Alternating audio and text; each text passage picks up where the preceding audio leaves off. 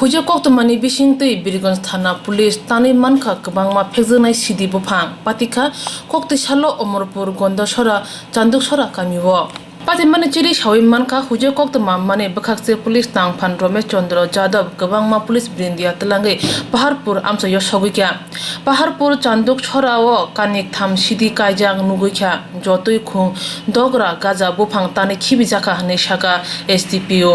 आज हमको मालूम पड़ा यहाँ पर पुलिस के सोर्स के तहत कि चांदुकसरा जगह पे कुछ गांजा के बागान है।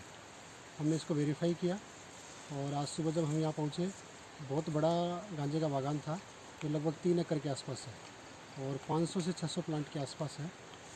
और यहाँ पर हमने इसको पूरा डिस्ट्रॉय कर दिया जैसे आप देख पा रहे हो सर। हमने 5 बागान अभी तक डिस्ट्रॉय कर दिया है लास्ट 20 डेज़ में और हम पूरा ड्रग फ्री अमरपुर बनाएंगे, इसकी पूरी योजना चल रही है।